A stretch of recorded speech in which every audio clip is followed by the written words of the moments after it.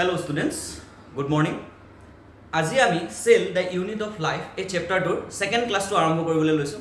First ক্লাছটোত আমি চাইছিলোঁ যে সেল কি হয়, right? Cell is the structural and functional unit. সেই কথাটো আমি গম পাইছিলোঁ। কোষ দেহৰ গঠনৰ মৌলিক আৰু কাৰ্যকৰী একক। তো সেই বস্তুবোৰ আমি পঢ়িছিলোঁ। লগতে আমি সেল থিয়ৰী পঢ়িছিলোঁ। সেল থিয়ৰী কোনে দিছিলে, সেল থিয়ৰীটো কোনে মডিফাই কৰিছিলে, ঠিক আছে? লগতে আমি এই বস্তুটো পঢ়িছিলোঁ যে সেল বুলি ক'লে আমাৰ যোনটো আণ্ডাৰষ্টেণ্ডিং হয়, সেই সেলৰ আণ্ডাৰষ্টেণ্ডিংটো ৰবাৰ্ট হুকৰ দিনৰ পৰা কেনেকৈ আৰম্ভ হৈ আজি পৰ্যায়ত পাইছেহি, এই গোটেই বস্তুখিনি আমি আলোচনা কৰিলোঁ। আজি আমি আলোচনা কৰিবলগীয়া বিষয়টো হৈ গ'ল যে এই যে সেল থিয়ৰী যিটো আমি পঢ়িছিলোঁ, সেই সেল থিয়ৰীৰ যিটো এক্সেপশ্যন, কিছুমান এক্সেপশ্যন আছে, ৰাইট? সেই বস্তুখিনি আমি পঢ়িম। লগতে আমি সেলৰ বা কোষৰ এটা অভাৰভিউ আমি আজি ল'বৰ কাৰণে চেষ্টা কৰিম, ঠিক আছে? So' let's get started. এতিয়া আমি যদি চাওঁ exception of cell theory, cell থিয়ৰীটোৱে কৈছিলে যে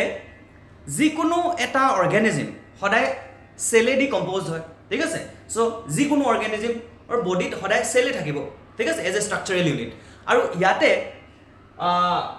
যিখিনি বস্তু আমি ইয়াতে পঢ়িম, সেইখিনি বস্তু কিছুমানৰ বডিটো সেলেৰে ফৰ্ম নহয়, ৰাইট? বা এটা কমপ্লিট আমি সেল বুলি ক'ব নোৱাৰোঁ। লগতে আৰু এটা কথা ইম্পৰ্টেণ্ট যে কিছুমান এনেকুৱা এণ্টিটি আছে, ৰাইট? যেনেকৈ ভাইৰাছ, ঠিক আছে, বা তাহাঁতৰ বডিটো কমপ্লিটলি সেলেৰে গঠন নহয়। তাহাঁতৰ বডিটোৰ যোনটো ষ্ট্ৰাকচাৰ সেইটোক আমি এটা কমপ্লিট সেল বুলি ক'ব নোৱাৰোঁ, ঠিক আছে? আৰু লগতে আমি এইটো বস্তুও পাইছিলোঁ যে সেলৰ ভিতৰত কিছুমান অৰ্গেনেলছ থাকে, ৰাইট? কিছুমান অৰ্গেনেলছ যেনেকৈ আমি নিউক্লিয়াছ ক'ব পাৰোঁ, বা আদাৰ যিবিলাক সেল অৰ্গেনেলছ যেনেকৈ মাইটকণ্ড্ৰিয়া, গলজি, সেনেকুৱা বস্তুবিলাকক আমি অৰ্গেনেলছ বুলি কওঁ, ৰাইট? চ' কিছুমান সেলত নিউক্লিয়াছে নাথাকে। গতিকে সেইবিলাক সেলছ বা সেইবিলাক তোমাৰ সেলছ একচুৱেলি সেইবিলাক অৰ্গেনিজিম সেল থিয়ৰীৰ আণ্ডাৰত নাহে, ঠিক আছে? চ' তেনেকুৱা আমি কিছুমান যদি এক্সেপশ্যন চাওঁ, তুমি ইয়াতে দেখা পাবা ভাইৰাছ, ৰাইট? চ' প্ৰথম কথাটো হৈ গ'ল যে virus is devoid of protoplasm and nucleus. ত' ভাইৰাছত প্ৰ'ট'প্লাজম আৰু নিউক্লিয়াছ বুলি একো বস্তু নাই। তাত জেনেটিক মেটেৰিয়েলটো থাকিব, প্ৰ'টিন থাকিব, বাছ, ঠিক আছে? চ' সেইকাৰণে তাত সেল বুলি এটা কমপ্লিট ষ্ট্ৰাকচাৰ আমি ক'ব নোৱাৰোঁ। চ' ছেকেণ্ড বস্তুটো হৈ গ'ল তোমাৰ bacteria and blue green algae, they do not have true nucleus. So' bacteria, blue green algae এইবিলাকৰ কি হয়, ট্ৰু নিউক্লিয়াছ নাথাকে, ৰাইট? চ' ইহঁতক আমি প্ৰ'কাৰিঅটছ বুলি কওঁ। আমি পিছত যেতিয়া আমি নেক্সট ক্লাছত পঢ়িম তেতিয়া আমি গম পাম। আৰু ইয়াতে কিছুমান এলগি আৰু ফাংগাছৰ কথা কোৱা হৈছে, ৰাইট? কিছুমান এলগি, হেলাই বা ফাংগাছ যোনবোৰ থাকে, চ' তাহাঁতৰ একচুৱেলি কি হয়, তাহাঁতৰ বডিটো এনেকুৱা ধৰণৰ, তোমাৰ যদি আমি ফাংগাছৰ এটা ফিলামেণ্ট এটা চাওঁ, ঠিক আছে, বডিটো সেল হিচাপে ভাগ হৈ নাথাকে, ৰাইট? একচুৱেলি সেল হ'বলৈ হ'লে তোমাৰ এনেকুৱা কিছুমান ৱাল থাকিব লাগিব, ৰাইট? এনেকুৱা কিছুমান কম্পাৰ্টমেণ্টছ থাকিব লাগিব, তাৰ ভিতৰত নিউক্লিয়াছ থাকিব লাগিব, ঠিক আছে, বা আদাৰ সেল অৰ্গেনেলছ থাকিব লাগিব। কিন্তু ইয়াতে ঘটনাটো হৈ যায় কি যে যেনেকৈ তোমাৰ কিছুমান ফাংগাছৰ যিবিলাক ফিলামেণ্ট থাকে, সেই ফিলামেণ্টবিলাকত এই তোমাৰ ৱালবিলাক নাথাকে, ঠিক আছে? ইয়াত যিবিলাক ৱাল দেখিছে, এই ৱালবিলাক নাথাকে। অনলি তাতে কি থাকে, নিউক্লিয়াছবিলাক এনেকৈ স্কেটাৰ হৈ থাকে। তাৰমানে এই গোটেই ষ্ট্ৰাকচাৰটো আমি সেল বুলি ক'ব নোৱাৰোঁ। এটা চিনচিটিয়াম বুলি এটা টাৰ্ম আছে, সেইটো আমি দি পেলাই এই বস্তুটো বুজাওঁ, ৰাইট? ত' বেচিকেলি আমি যদি চিম্পলি কথাটো কওঁ, ইহঁতৰ এই মাজত ৱালবিলাক নাথাকে আৰু অকল নিউক্লিয়াছবিলাকহে থাকে। চ' সেইকাৰণে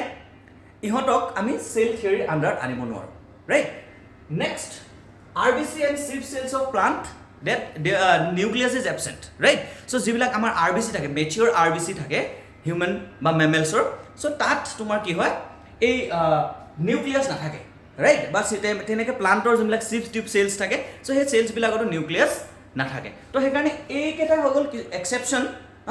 যোনবিলাক সেল থিয়ৰীৰ আণ্ডাৰত নপৰে, ৰাইট? চ' নেক্সট এতিয়া আমি চাব লাগিব সেলৰ অভাৰভিউ। আমি সেল বুলি ক'লে একচুৱেলি আমি last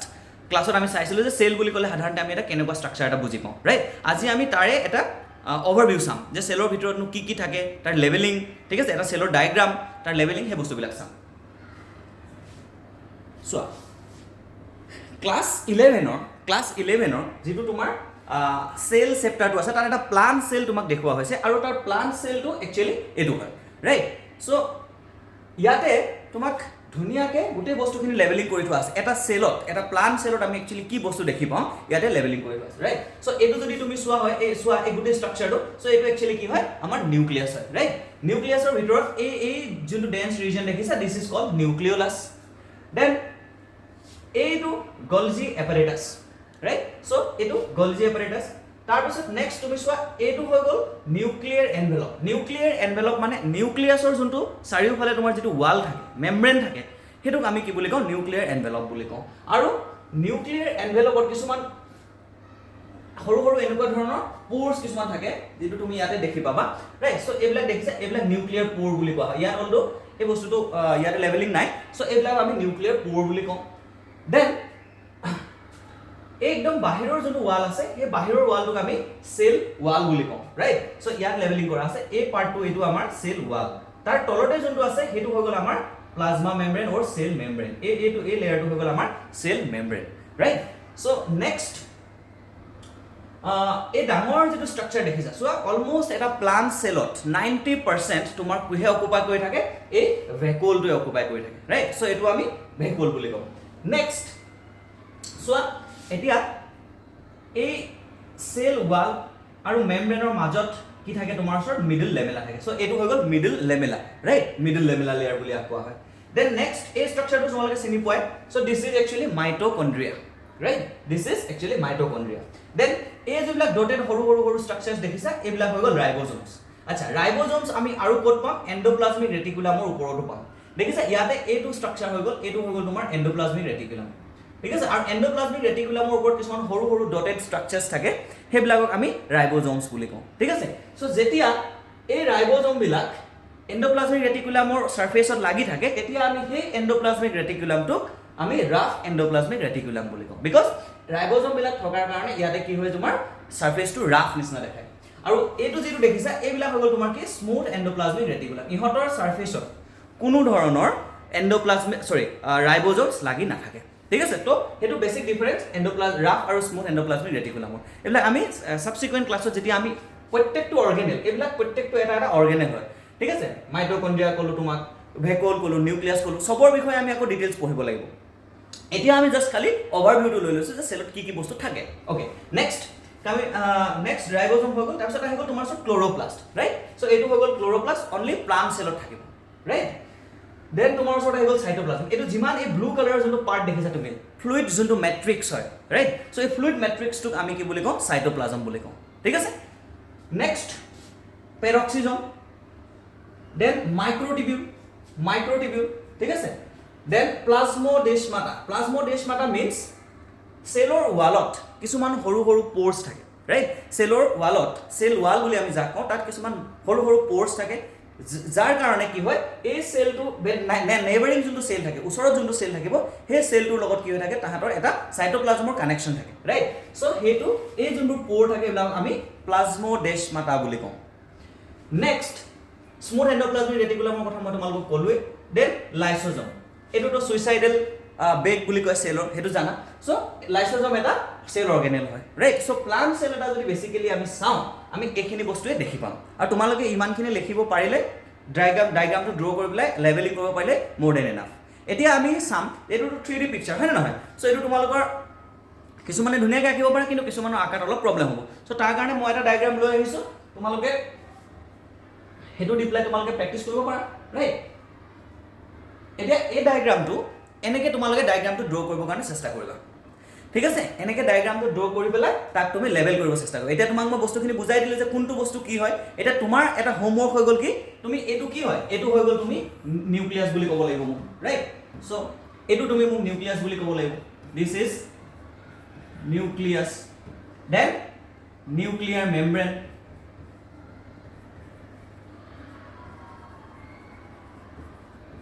this is nuclear membrane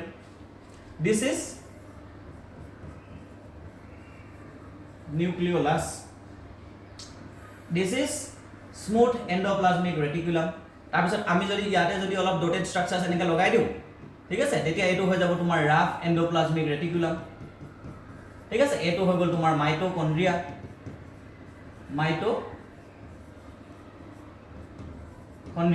ঠিক আছে সো এনেকৈ তুমি এই বস্তুখিনি লেভেল কৰিবৰ কাৰণে চেষ্টা কৰিবা মন ৰাখিবলা ৰাইট এটো হৈ গ'ল তোমাৰ ওচৰত ভেকুল এটো হৈ গ'ল ভেকুল ৰাইট ক্লোৰোপ্লাষ্ট ফেট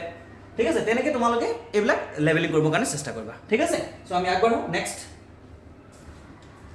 এতিয়া যদি এটা এনিমেল চেল তুমি চোৱা এটা NCERT বুকত যিটো বস্তু তোমাক দেখাইছে সেই এনিমেল চেলটো মই তোমাক ইয়াত দেখাইছোঁ ৰাইট আৰু এটা এনিমেল চেলত মোৰ অৰ লেছ এটা প্লান্ট চেলত আমি যি বস্তু পালোঁ একে বস্তুৱে পাম কিন্তু ইয়াতে কিছুমান এক্সট্ৰা বস্তু পাম যেনেকৈ তুমি চোৱা এইটো চেন্ট্ৰিঅল ঠিক আছে চেন্ট্ৰিঅলটো আমি অনলি এইটো অনলি আমি এনিমেল চেলত পাম এইটো আমি প্লান্ট চেলত নাপাওঁ ঠিক আছে ৰাইট আৰু ইয়াতে এটা কথা মই কৈ দিওঁ ৰাইব'জম যিটো আছে ৰাইব'জম এনেকুৱা এটা চেল অৰ্গেনেল যিটো তুমি ইউকাৰিঅটিক চেলতো পাবা ইউকাৰিঅটিক চেল মানে সংকোষ কেন্দ্ৰীয় কোষ যিবিলাক ৰাইট চ' তাতো তুমি পাবা সংকোষ কেন্দ্ৰীয় কোষ বুলি ক'লে আমি বেছিকেলি কি প্লান্ট চেল প্ৰাণী কোষ উদ্ভিদ কোষ ঠিক আছে সেইকেইটাই বুজি পাওঁ ঠিক আছে তো তাৰপিছত তোমাৰ ফাংগেল চেলছ ৰাইট চ' সেই বস্তুখিনি আমি বুজি পাওঁ তো ৰাইব'জম এনেকুৱা এটা অৰ্গেনেল হয় যোনটো নন মেমব্ৰেন বাউণ্ড অৰ্গেনেল ঠিক আছে মানে নন মেমব্ৰেন বাউণ্ড অৰ্গেনেল মানে এইবিলাক যিমান অৰ্গেনেল তুমি দেখিছা চবৰে ওপৰত কি থাকিব এটা এটা মেমব্ৰেন থাকে বা দুটা মেমব্ৰেন থাকে এটা বা দুটা মেমব্ৰেন থাকে কিন্তু ৰাইব'জমৰ ওপৰত মেমব্ৰেন নাথাকে সেইকাৰণে তাক আমি নন মেমব্ৰেন বাউণ্ড অৰ্গেনেল বুলি কওঁ যিয়ে নহওক সেইখিনি আমি পিছত পঢ়িম কিন্তু এটা কথা মনত ৰাখিবা যে ৰাইব'জমটো আমি ইউকাৰিঅটিক চেলতো পাওঁ প্ৰ'কাৰিঅটিক চেলতো পাওঁ মানে সংকোষ কেন্দ্ৰীয় আৰু প্ৰকোষ কেন্দ্ৰীয় দুইটা কোষতে আমি পাওঁ অ'কে নেক্সট এতিয়া চোৱা ইয়াত তোমাক মই ক'লোঁ যে centriole it is a characteristic of animal cell they it is a characteristic of animal cell so' animal চেলতহে তুমি ইয়াক পাবা বাকী পেৰক্সিজম আমি অলৰেডি চালোঁ হয় নে নহয় লাইচোজম চালোঁ ribosome mitochondria then this is rough endoplasmic reticulum চোৱা সদায় নিউক্লিয়াছৰ ওচৰতে ৰাফ এণ্ডোপ্লাজমিক ৰেটিকুলামবিলাক থাকে ঠিক আছে নিউক্লিয়াৰ মেমব্ৰেনৰ ওচৰত চ' এইবিলাক দেন চাইটোপ্লাজম এইটো যোনটো আমি মেট্ৰিক্সটো দেখিলোঁ ৰাইট ছেমি ফ্লুইড যোনটো matrix then this is nucleus আৰু নিউক্লিয়াছৰ ভিতৰতে আমাৰ কি থাকে DNA থাকে ঠিক আছে সেই DNA বিলাক তোমাৰ পেক্ট হৈ পেলাই ক্ৰম'জম ফৰ্মত নিউক্লিয়াছৰ ভিতৰত থাকে এইবিলাক আমি লাহে লাহে যেতিয়া আমি পঢ়িম তেতিয়া আমি গম পাম নেক্সট তোমাৰ ওচৰত ইয়াত আছে দিছ ইজ নিউক্লিঅ'লাছ হা নিউক্লিয়াছৰ ওপৰৰ যোনটো মেমব্ৰেন হয় সেইটোক আমি নিউক্লিয়াৰ এনভেলপ বুলি কওঁ ঠিক আছে নিউক্লিয়াৰ এনভেলপ বুলি কওঁ তাৰপিছত এইটো স্মুথ এণ্ডোপ্লাজমিক ৰেটিকুলাম আছে ঠিক আছে ইয়াতে তোমাক গলজি এপাৰেটাছ দেখালে এইবিলাক হৈ গ'ল ভিলি এইবিলাকক কি বুলি কওঁ আমি ভিলি ফিংগাৰ লাইক প্ৰজেকশ্যনছ কিছুমান থাকে কিছুমান চেলত ৰাইট চ' সেইবিলাক হৈ গ'ল তোমাৰ ভিলি ৰাইট চ' বাকী বস্তুখিনি প্লান্ট এনিমেল চেলৰ ক্ষেত্ৰত একে কিন্তু ইহঁতৰ ষ্ট্ৰাকচাৰ যোনটো এই যোনটো শ্বেপটো সেই শ্বেপটো অলপ বেলেগ হয় ৰাইট চ' এতিয়া যদি তুমি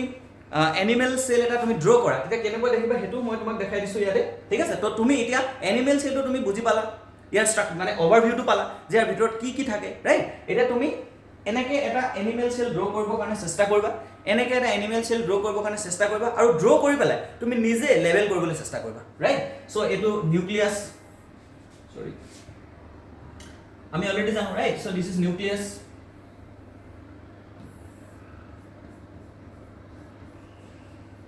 nucleus rough endoplasmic reticulum mitochondria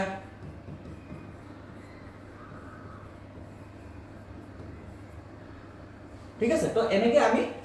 বস্তুখিনি লেভেলিং কৰিবৰ কাৰণে চেষ্টা কৰিব লাগিব ৰাইট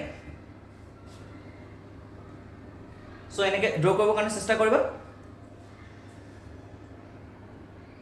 নেক্সট আমি চাব লাগিব যে চেল বুলি ক'লে আমি সাধাৰণতে কেনেকুৱা মানে তাৰ শ্বেপটো চাইজটো কেনেকুৱা কেনেকুৱা ধৰণৰ থাকিব পাৰে ৰাইট চ' চেল বুলি ক'লে চেলৰ চাইজৰ কথা আহিব তোমাৰ চাইজ অফ ভেৰিয়াছ চেলছ চ' এতিয়া যদি তুমি চোৱা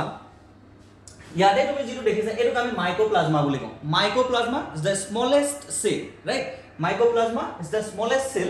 আৰু ইয়াৰ লেন্থটো হৈ গ'ল তোমাৰ 0.3 মাইক্ৰমিটাৰ ঠিক আছে তো মাইকোপ্লাজমা মনত ৰাখিবা mycoplasma is the smallest cell আৰু ইয়াৰ লেন্থটো হৈ গ'ল 0.3 মাইক্ৰমিটাৰ ৰাইট দেন এইটো হৈ গ'ল ইয়াতে যোনটো তুমি ষ্ট্ৰাকচাৰ দেখিছা so' this is bacteria right so' এইটো মই তোমাক এটা ৰিয়েল এটা পিকচাৰ দেখাইছোঁ ঠিক আছে চ' সেইটো ইহঁতৰ যদি তুমি লেন্থটো চোৱা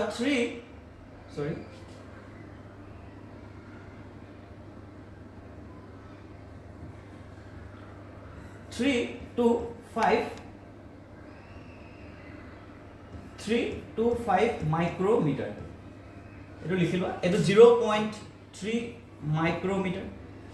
ঠিক আছে নেক্সট যদি তুমি সোয়া এটো যেটো মই ইয়াতে যেটো পিকচাৰ দেখাইছো so this is an ostrich egg আৰু অস্ট্ৰিচ এগ হল এটা আইসোলেটেড আৰু লাৰ্জেষ্ট আইসোলেটেড সিঙ্গল সেল হয় ঠিক আছে তো তোমাক যদি কোৱেশ্চন হোদে যে লাৰ্জেষ্ট যেটো আইসোলেটেড সিঙ্গল সেল কি হয় এটা তুমি ক'ব লাগিব অস্ট্রিচ এগ ৰাইট আৰু এই অস্ট্ৰিচ এগৰ সৰি ওকে সো এটো হৈ গল তোমাৰ অস্ট্ৰিচ এগ আৰু it is largest right next তোমাৰ ওচৰত আহি যাব আৰবিসি ঠিক আছে এটো হৈ গল এটা তোমাৰ ম্যাচিউৰ আৰবিসি আৰু এই আৰবিসি টো যদি তুমি ডায়ামিটাৰটো চোৱা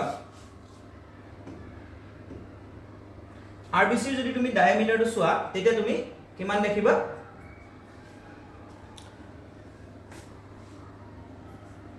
7 micrometer ঠিক আছে 7 micrometer I think it is visible 7 micrometer next this is a nerve cell etu eta nerve cell hoy right so nerve cell 0.1 meter to 1.0 ঠিক আছে so eketa hoy gol basically tomar size যে ই তোমাৰ কি হয় এটা cell কিমান ডাঙৰ হ'ব পাৰে ৰাইট সো তোমাক এটা ৰাফ আইডিয়া দিব কাৰণে ইয়াতে মাইক্ৰোপ্লাজমা ঠিক আছে দেন তোমাৰ ব্যাকটেৰিয়া দেন তোমাৰ অস্ট্ৰিচ এগ আৰু আৰবিসি আৰু তোমাৰ এটো কি বুলি কয় নাৰ্ভ সেল স্নায়ু কোষ ৰাইট এইটা তোমাক এনসিআৰটি বুকত দিয়া আছে ঠিক আছে ইয়াৰ এই ডেটা কেটা দিয়া আছে মই তোমাক পিকচাৰে হেদি দি দিছো তুমি মনত ৰাখি লবা সো নেক্সট ইজ এইকেইটা পিকচাৰো আমাক এনসিআৰটি দি দিছে ঠিক আছে আমি মনত ৰাখিব লাগে কথাটো হৈ গ'লে শেপছ ইয়াত তোমাক কৈ আছে about shape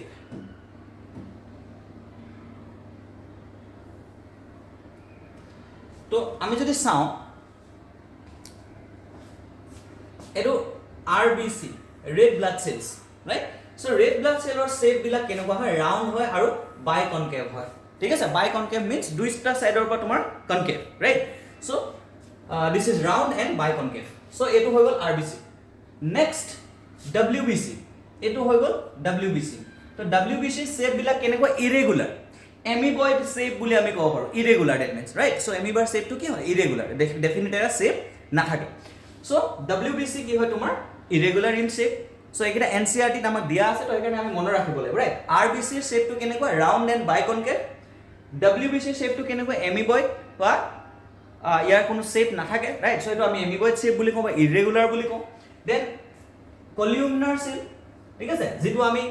এবিলা epithelial cells right so epithelial cells বিলাক তোমাৰ কি হয় দেখিবলৈ অলপ এনেকুৱা দীঘলীয়া টাইপৰ হয় ৰাইট সো হেকাৰণে আমি ইয়াত কলিউমনাৰ সেল বুলি কুলম লাইক দীঘল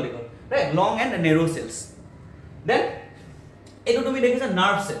এটা নাৰ্ভ সেল ইয়াত দেখুৱা হৈছে আৰু এই নাৰ্ভ সেলটো বেসিক্যালি কেনেকুৱা হয় বুলি কৈছে তোমাক branch and long say one of the longest cell right